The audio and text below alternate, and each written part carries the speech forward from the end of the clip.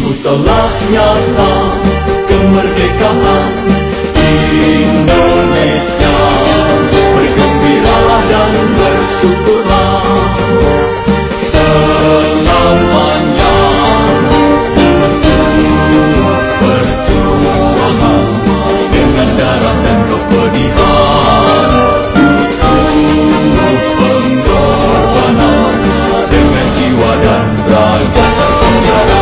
Miliki jiwa suci mulia, jiwa kebangsaan, ikhlas berkhidmat, berjuang dan berkorban secara nyata.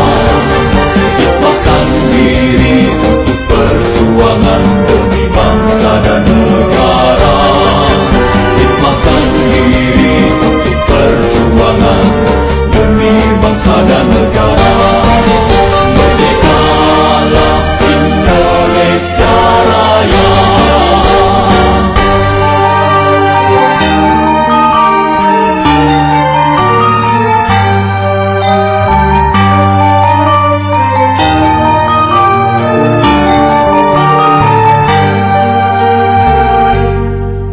Butuh perjuangan dengan darah dan kepedihan, butuh pengorbanan dengan jiwa dan raga terpenjara demi kemerdekaan. Miliki jiwa suci mulia, jiwa kebangsaan, ikhlas berkhidmat, berjuang dan berkorban secara nyata. Hikmahkan diri untuk perjuangan demi bangsa dan negara. Hikmahkan diri untuk perjuangan demi bangsa dan negara.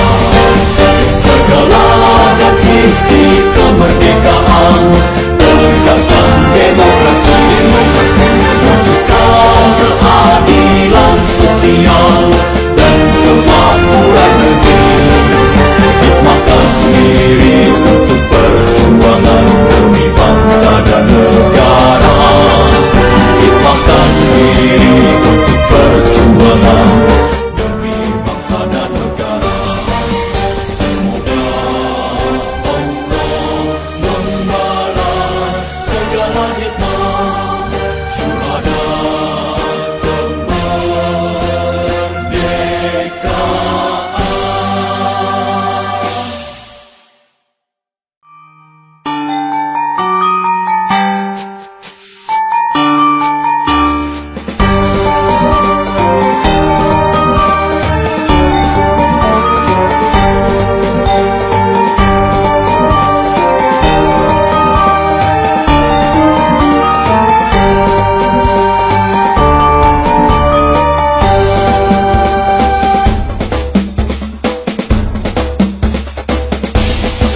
Sungguh telah nyata kemerdekaan Indonesia.